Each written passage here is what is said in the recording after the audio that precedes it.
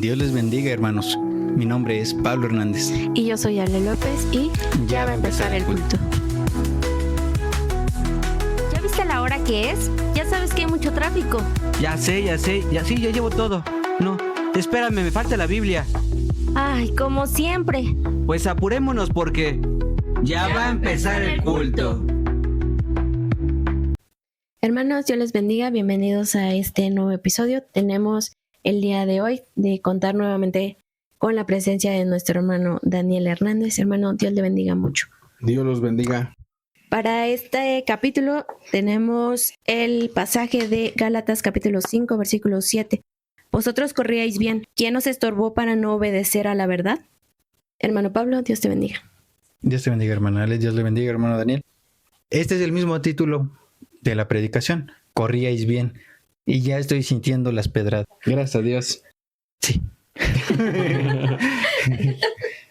¿En qué perspectiva vamos a tomar en esta reflexión, hermano? Recién, hace un par de horas, así va a comenzar la predicación. Estábamos platicando con la hermana Santoyo. La hermana Santoyo es mi esposa. Respecto de muchos frentes de ataque en las regiones celestiales que se han estado desarrollando en las últimas semanas y meses. No las voy a desarrollar todas, nada más enumeramos 5. Y la quinta, que es en donde sí se desarrolla todo la reflexión del día de hoy, habla acerca de parte en endurecimiento de la iglesia y en parte el adormilamiento de la iglesia. Cuando nosotros vemos lo que originalmente dice el apóstol Pablo en este capítulo 5 de Gálatas, está hablando acerca de, en la iglesia de Galacia, cómo se infiltró el judaísmo y comenzar a judaizar. Y el judaísmo y el comenzar a judaizar desviaron la doctrina cristocéntrica que fue la que fundó la iglesia de Galacia. Y entonces así el apóstol Pablo desarrolló, corrían bien, hacían las cosas bien, oraban, servían, alababan a Dios, estaban en el culto, tenían un crecimiento espiritual importante y de pronto, por darle pie a una doctrina falaz, ¿no? Por no llamarla más elegantemente. Es que, o sea, me es preocupante, porque hasta el mismo apóstol Pedro fue arrastrado en este tipo de doctrina. Y lo dice el mismo apóstol Pablo, tanto así que se alejaba de comer de los gentiles. O sea, y nosotros que ni siquiera vimos al Señor Jesús, pobres mortales, ¿qué tenemos? ¿Cuál es nuestra esperanza? No, pero es el Espíritu Santo el que nos ayuda en este tipo de casos, quiero pensar. No, siempre el Espíritu Santo es el que nos redarguye, el que nos conduce, el que nos lleva siempre a la verdad, el que en el momento en el que estamos fallando o a punto de fallar, siempre nos da de su presencia, nos redarguye a través de su presencia, o a través de una predicación, ¿no? Tristemente lo que ahorita estamos viendo en la iglesia, no nada más en la iglesia de Benecer, sino en muchas iglesias, es justamente este endurecimiento, ¿no? El hermano Sergio, el predicador del domingo anterior, hablaba mucho de los callos en los instrumentos, ¿no? En las guitarras y todo lo demás. Al principio, cómo nos duele, ¿no? Los dedos, porque no están acostumbrados a ello. Y así es el principio del pecado. Pero después se va haciendo un callo, una costumbre en la cual nosotros decimos, es que esta es mi vida normal. Y no puede haber una vida cristiana normal dentro del pecado, ¿no? Dentro de las cosas inmundas. Un cristiano dentro de las cosas inmundas no es un cristiano. Una iglesia dentro de las cosas inmundas no es una iglesia. Pero entonces una iglesia adormecida es iglesia. Sí. Porque no caería en este punto también, o sea, está adormecida por una falta de cuidado espiritual, sí, ¿no? Y si hay una falta de cuidado espiritual, ¿no estaría la propia iglesia contristando al Espíritu Santo? Si fuésemos estrictos en la interpretación de lo que es una iglesia, sí existe una iglesia, hay miles de iglesias adormecidas y miles de iglesias apóstatas. Sin embargo, podríamos decir, bueno, existen cristianos espirituales o verdaderos cristianos que estén adormecidos. Es difícil, porque teníamos un siervo bueno, no es tanto, y ahorita no sé cómo catalogarlo, que siempre utilizaba esa expresión, es esa delgada línea, ¿no? Y la acabo de utilizar en el podcast anterior, no. Donde muchas veces no sabemos ya diferenciarlo, ¿no? O sea, y eso es lo que pasa en el cristianismo, ¿no? Cuando no estamos cimentados doctrinalmente, viene cualquier idea retrógrada, humanista, material, incluso demoníaca, y la aceptamos. Es que me viene justamente a la mente todo este tipo de iglesias que tiene un montón de congregantes y que pareciera a simple vista que está avivada, porque pues en la alabanza les va bien, porque en la predicación todos están amén, gloria a Dios. Sin embargo, en el trasfondo no hay una doctrina realmente fuerte respecto de lo que realmente dice la palabra de Dios. A esas también se les puede llamar adormecidas, o ellas ya están aparte respecto de apostasía y herejía. No, para mí ese tipo de iglesias y personas ya están en la apostasía, en el ecumenismo, en el sincretismo. Ya es muy difícil llamarles cristianos. Y tenemos cientos de miles de ejemplos. Fermín Cuarto en Semilla de Mostaza, Marcos Vidal allá en Madrid, está solapando a su hijo, ¿no?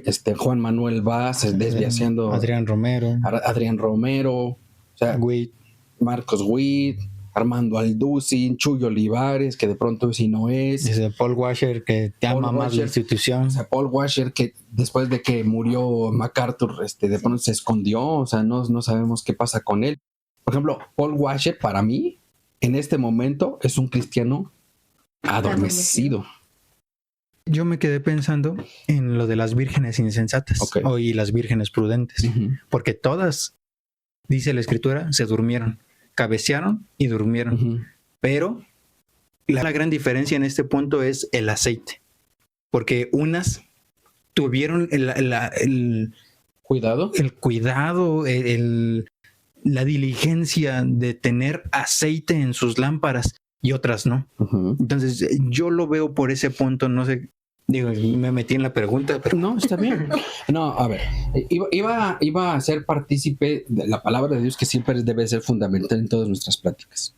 Dice la palabra de Dios, versículo 7, corríais bien, ¿quién os estorbó para no obedecer a la verdad? Entonces, mucho del desarrollo de la reflexión de hoy, de la predicación del día de hoy, es entender justamente, no etimológicamente la palabra estorbar, sino en la práctica. ¿Qué nos estorba para no obedecer a la verdad? Y ahí sí viene el abanico grandísimo, ¿no? El fanatismo, es nuestra egolatría, quizás involucrarnos en ser modernos, entrar en la modernidad del mundo. Vaya, estoy terminando de leer un libro de un analista político, pero que tiene un corte cristiano. Este analista político argentino habla mucho acerca del adolescentarismo.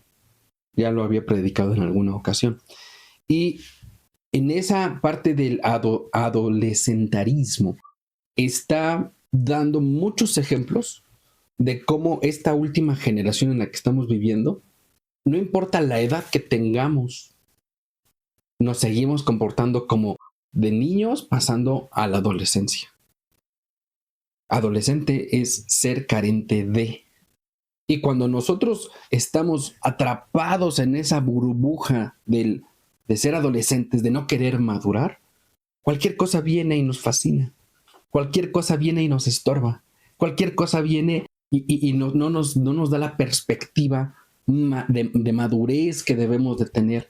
Dejamos de ser hombres verdaderos, mujeres verdaderos, y nos seguimos comportando como niños o como adolescentes, aún dentro del cristianismo.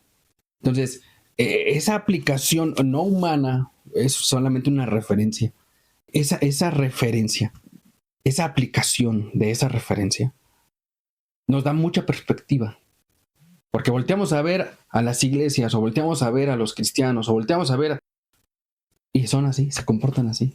Y eso es justo a lo que yo iba, porque hoy están llenas las iglesias de ese tipo de personas. O sea, Muchos dicen, no, pues yo tengo 80 años en el evangelio, ¿no? Yo soy un anciano, ¿y cómo me vas a venir a enseñar tú? Claro. Y tienen, no sé, una atadura generacional, o sea, no de sus familias, sino de la denominación o de la iglesia tal que tiene el respaldo de Marcos Witt y, o sea, se pierden en el humanismo, en las cosas humanas, carnales.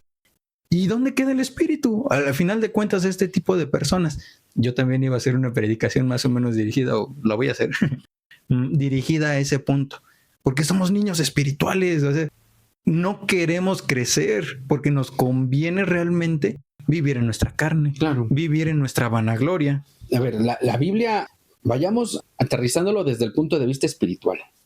La Biblia nos está diciendo que primero somos niños espirituales y después nos convertimos en gentes maduras o en entes maduros en el espíritu. ¿Se acuerdan, no? Del pasaje en Hebreos. Vamos a verlo al revés. Fíjense. El que ya es maduro dentro de la misma aplicación bíblica y ya deja de crecer o de seguir dando frutos, ¿cuál es su siguiente paso si ya no sigue dando frutos? Si ya no sigue siendo maduro espiritualmente. Morir. No, regresa a un estado de niño fluctuante, de un niño lactante. Ese es el estado, digamos, bíblico que le correspondería a una persona que ya no quiere ser madura espiritualmente. ¿Y después qué? Después de ser niños, muere. Muere. O sea, antes es muerte o es dejar de existir. Porque es existir, ser niño, ser maduro. Al revés, es ser maduro, niño y dejar de existir. Y ustedes, estaba escuchando su podcast. Gracias a Dios. Alguien nos escucha. El capítulo de El progreso peregrino, donde está el gigante de la desesperación. Y el gigante de la desesperación le hace un argumento muy bueno a los peregrinos. Yo no los voy a matar. Mátense Ustedes suicídense. Si no lo hacen, yo les voy a venir y les voy a dar una patiza, ¿no? Les voy a dar una revolcada. Ahorita estamos hablando de eso. Cristianos que no quieren enfrentarse a la desesperación y prefieren suicidarse antes que padecer el llamarse cristianos. ¿Se dan cuenta? Es que esa es una parte que yo personalmente estoy lidiando mucho, porque preferimos la vida en la carne que la vida en el espíritu. Y entonces eso es suicidio espiritual. ¿Por qué? Porque, y lo dice esta misma carta a los Gálatas, las cosas de la carne son en contra del espíritu y las del espíritu en contra de la carne para que no vivamos. Sí. O sea, o eres de Cristo o no eres de Cristo. Hay un tiempo, bien lo mencionas, amado hermano, en el cual somos probados y se nos terminó el fruto, ¿no? Porque fuimos cegados. Pero dice la Escritura, vas a ser cegado para dar más fruto. Y el fruto no se da de un día para otro. Y tenemos un crecimiento del fruto y estamos constantemente en crecimiento porque en Cristo somos nuevas criaturas, día con día, renovados. Pero, ¿y qué hay de quienes no queremos? Y por eso yo decía, quien no quiere es arrojado al fuego y... A ver, fíjense. Hay una reflexión que me quedé hace muchos meses pendiente de desarrollar. En esa reflexión venía el Espíritu Santo y me decía, ¿ya viste cómo en el primer Adán le fueron abiertos sus ojos y reconocieron que estaban desnudos, dice la palabra de Dios? ¿Se acuerdan? Sí. En el postrer Adán somos revestidos de la gracia y de la gloria de Cristo, espiritualmente hablando. Pero imaginemos, por ahí va esa reflexión. Imaginemos el estado primigenio del primer Adán, valga la redundancia. Era un estado espiritual en el que le permitía hablar con Dios cara a cara. Porque el Señor Jesucristo se paseaba, dice la palabra de Dios, en el huerto. Y tenía un trato directo cara a cara con el hombre, con el primer hombre. De modo que cuando se le fueron abiertos los ojos, dejó de ver las cosas espirituales. Se convirtió en un ciego espiritual para ver la parte material. Y así está el hombre, así están las iglesias. ha dejado de ver la parte espiritual para enfocarse. Ay, estaba desnudo Adán. Estaba desnuda Eva. O sea, ¿en qué se está fijando la iglesia? Ay, es que estaban en el huertazo. Ay, sí, las manzanas, los mangos, el río que corre. O sea, quitamos la vista del dador de vida, ¿no? O sea, ese hermoso privilegio. A ver, si en el estado espiritual abro mis ojos para ver la gloria de Dios y los cierro para el mundo y las cosas materiales, ¿por qué me aferro a ver con mis ojos materiales la desnudez? ¿Por qué me aferro a ver con mis ojos materiales lo material, lo carnal, lo humano? De ahí iba esa reflexión. Y de ahí la dejé, o sea, ahí la dejé. Ya saben cómo pasa, ¿no? Ya tengo una nueva reflexión. Y entonces, así están las iglesias. Así está el cristianismo. O sea, corría bien años 70, años 80. Se empezó a morir en los años 90. Indirecta, muy directa. Y de pronto, cuando nosotros abrimos o tratamos de abrir nuestro entendimiento espiritual en este siglo XXI, vemos a muchos cristianos muertos muriéndose. Y entonces ahí viene la culminación de la reflexión. La iglesia de Sardis. Dices que estás vivo, pero en realidad estás muerto. Arrepiéntete. Ve lo que estás haciendo y vuelve a tu primer amor. Vuelve a las primeras obras. Vuelve a las sendas antiguas. Si no, yo vendré pronto. Y Cristo viene pronto. ¿Qué más? Es que yo me quedaba pensando en que muchas veces metemos un pretexto de que, ay, el hermano me corrió de la iglesia. El hermano Pablo nos corrió de la iglesia.